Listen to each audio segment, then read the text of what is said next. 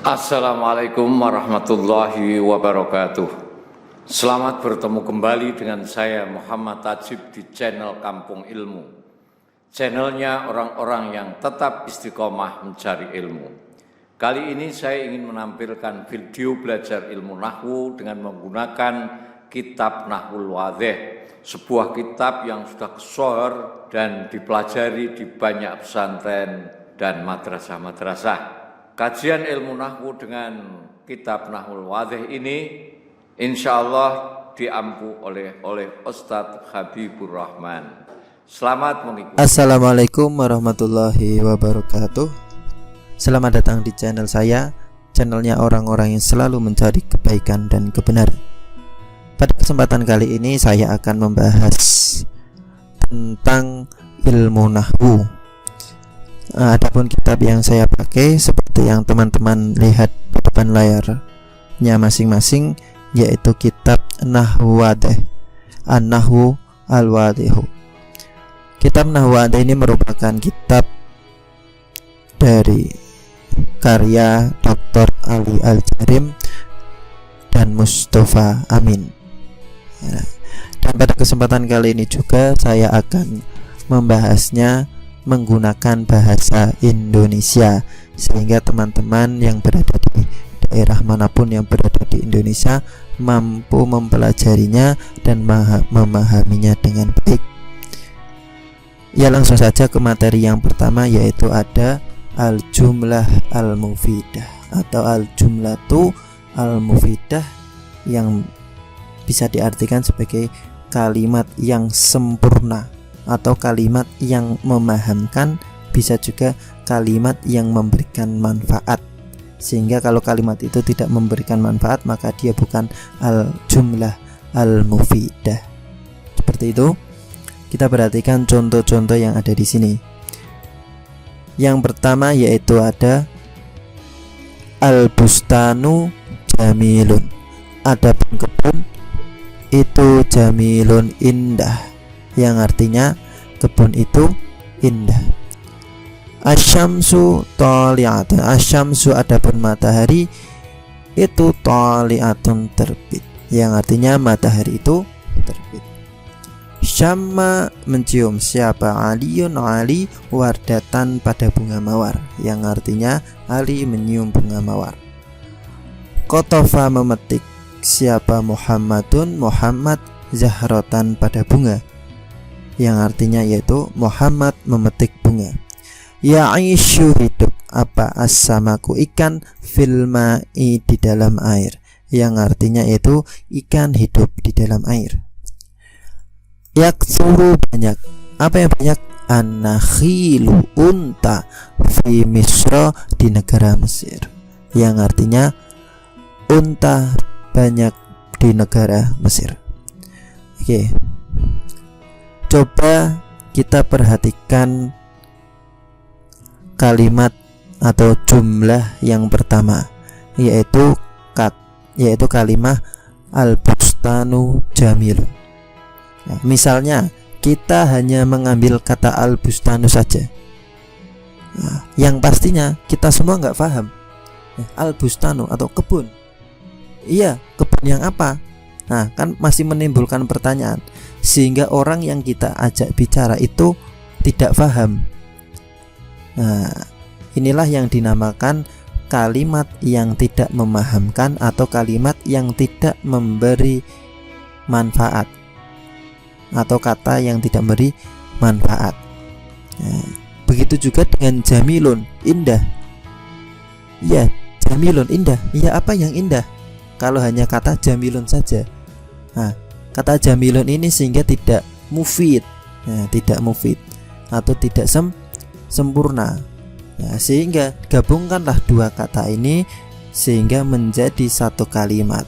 Nah, kalimat yang sempurna, kalimat yang dapat memahamkan seseorang, kalimat yang ketika diomongkan orang itu faham dan tidak menimbulkan pertanyaan di kepala atau di orang yang kita ajak bicara, sehingga menjadi al-bustanu jamilun. Oh, ternyata kebun itu indah. Oh, ternyata yang indah itu kebun. Nah, kira-kira seperti begitu juga kalimat-kalimat yang ada di bawahnya ini. Nah, selanjutnya yaitu ada kaidah ya. Ini al-qawaidu itu artinya kaidah, dan kaidah ini diambil dari contoh-contoh yang ada di atas tadi. Oke, langsung saja. Sebelum kita bahas kaidah ini, ada beberapa yang perlu teman-teman ketahui. Yang pertama yaitu apa itu al-jumlah dan apa itu al-kalimah. Nah, al-jumlah itu dalam bahasa Indonesia artinya kalimat, dan al-kalimatu dalam bahasa Indonesia artinya kata. Jadi perlu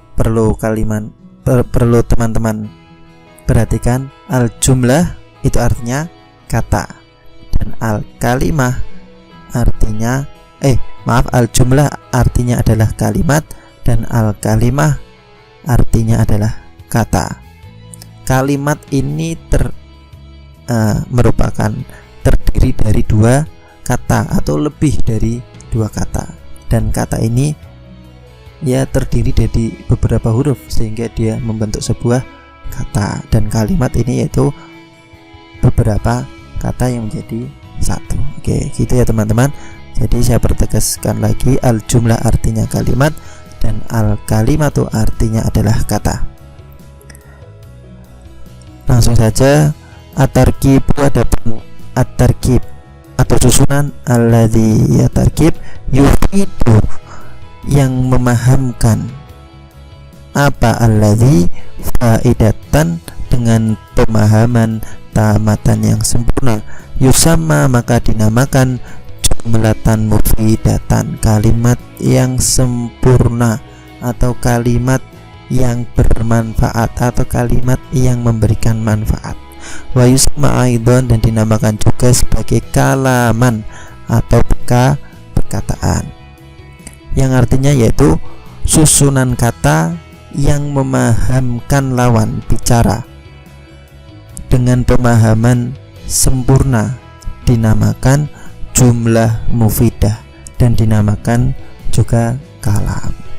Ingat, ini adalah susunan kata. Jadi pastinya yang namanya susunan itu terdiri lebih dari satu kata, sehingga dia ada kata-kata terbentuklah sebuah kalimat. Dan tidak hanya itu, kalimat itu pun harus memahamkan.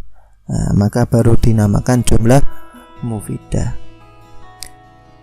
Yang kedua yaitu al-jumlah al-mufidah. Adapun al-jumlah al-mufidah itu qad tatarakabu terkadang tersusun min kalimataini dari dua kata, wa qad tatarakabu dan terkadang tersusun min aksar lebih dari dua, wa kullu kalimatin dan setiap kata fiha di dalam kalimat tu'addu disesuaikan juz'an pada bagian.